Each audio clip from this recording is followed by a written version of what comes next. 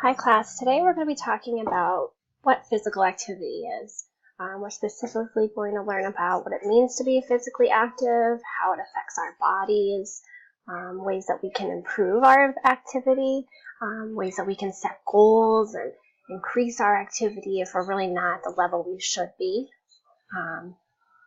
What does it mean to be physically active? Let's find out. So when we talk about physical activity, you guys all basically probably already have an idea in your head that physical activity is kind of like the way that our bodies move and getting out energy. So it's basically any bodily movement produced by skeletal muscles that requires energy expenditure. That basically means ways that you move your body using energy. So on the board, we're going to come up with some ways that you can be physically active at home and at school. That can be by yourself or with your friends or family, because you don't always play by yourself, and being physically active can involve a lot of different things that you probably wouldn't even think of. So on the board, we can talk about the way that you guys are physically active now, as well as what's something that you'd like to try as a new activity with your families or friends. So we're going to take people from the class and talk on the board, and we can list out ways that we're being active. So the first, thing might be walking your dog, playing at the playground, dancing, riding bikes, and hopefully this will help you think of some other ways that you can be active that maybe your family isn't already doing, or thinking of new activities that you can try. So I want you guys all to think of a couple ways, like 3 or 4 ways that you're active already. It doesn't have to be every day, but throughout the week. And in addition to that, think of a couple ways that you'd like to be active by seeing your classmates' suggestions or thinking of something that you've always wanted to do but you haven't been able to do yet. So we'll put those on the board and we'll kind of brainstorm some different ideas. So now that we have everything on the board, and we have all these great ideas on ways that we can be physically active at school, at home, at our friends' houses, or after school programs, let's talk about the way that that activity helps your health in 2 ways. You can have it help your physical health and your emotional health. So even though these 2 things are very much connected, they're separate in their own ways. So your physical health is kind of the overall wellness of your whole body, and that could be your physical, like your muscles and your limbs and your heart and your lungs are all working how they should, as well as your social health, getting along with others, and your mental health. Some of the really important things about physical health is that it helps your body with preventing illnesses and these health risks that can affect you your entire life. So some of the most pressing issues that some kids have that they carry into adulthood are things like obesity, diabetes, even the start of osteoporosis and things like that. These are things that can cause major issues in your life, especially as you get older, and it's much easier to correct them and fix them when you're younger. It's important to take care of your body. It's the only one you have. So improving your physical health is going to help prevent some of these really kind of scary things that you can develop. It also does things like increases your endurance and your muscle tone. So the more that you're active, the more endurance you'll have. And, if you're working on maybe wanting to join a soccer team or a dance squad and you're not so great at the beginning, working on your physical activity every day is going to help boost your endurance and boost the amount of time that you can be active, and it's going to improve your performance.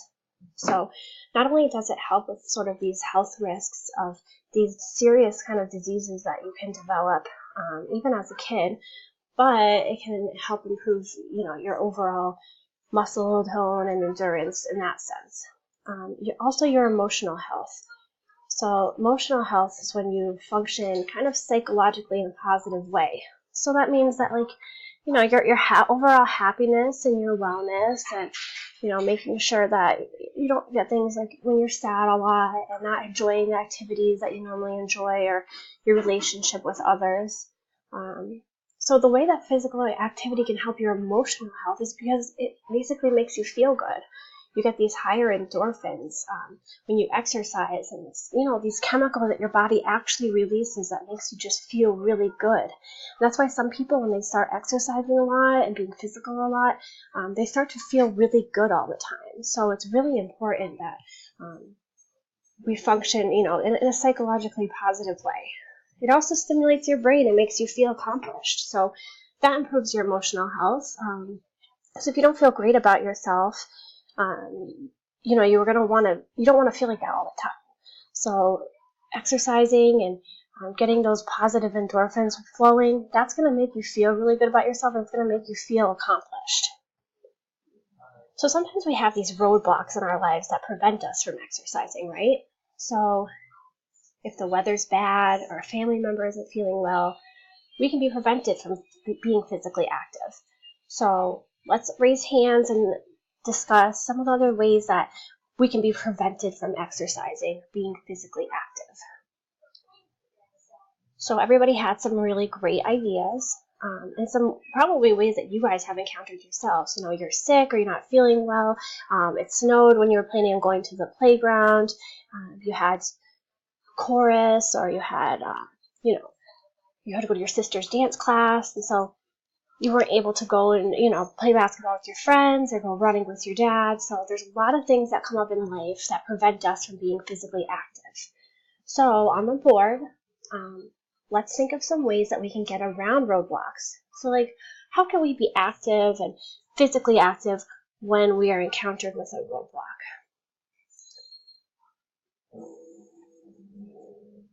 Some of the ways that we can get around these roadblocks include, believe it or not, YouTube videos.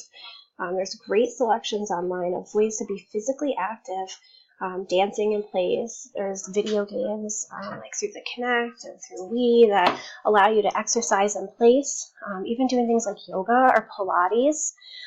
Even 5 minutes is better than no time. So if you're at your sister's dance class and you aren't able to go outside and play basketball with your friends or ride your bike, maybe borrow your mom's phone and you can be able to do a video out in the hallway or something. So Go Noodle is a great activity that you can do indoors with your friends, by yourself, or even as a class.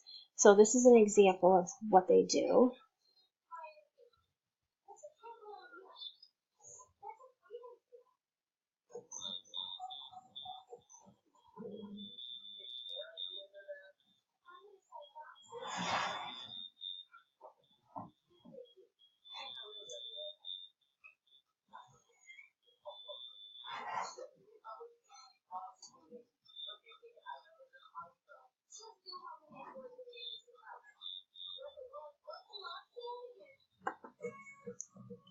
So they have tons of different videos, and there's tons of different ways that you can, even take a 5-10 minute break and do a couple things to get up and stretch your body in between whatever you have, if you're doing homework or waiting for a friend, or your mom and dad are cooking dinner and you aren't able to go outside. So now that we've done that activity and got on our feet, let's breathe and think. How often are you physically active during the week? So what I want you to do is list the ways you're already active. So are you on a sports team? Do you dance? Do you help walk the dog? Do you walk to the bus stop every day? Do you run around at recess outside? Think of the ways that every day in your day-to-day life that you're already active. So let's identify 4 or 5 ways that you're active throughout the week or over a couple weeks span, because sometimes we don't do the same things every day. Then let's think of ways that we can improve our activity level and track it to see how active we can get. So if you notice that maybe on a Sunday you have a lot of extra time because there's no school and there's no practice, but you're only getting 15 minutes of time in, what's some ways that we can improve that and make it better?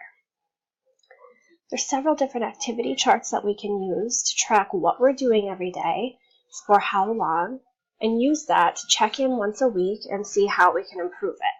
So we can utilize these charts to set some goals, a weekly or a monthly goal to work towards. So we're going to create our own charts now. We can make them a week at a time, And use your brain to think about how you'd like to track it. Would you want to track the amount of minutes that you're doing an activity, the amount of days? You can compare it to the ways that we already listed on how you're already being active and the ways that you want to improve that activity level. Now, if the whole class can meet their activity goals for the month, we'll have a fun Friday afternoon in our class where we can play board games and Mad Libs and listen to party music. However, this requires the work of all of us, so we have to work together and encourage each other.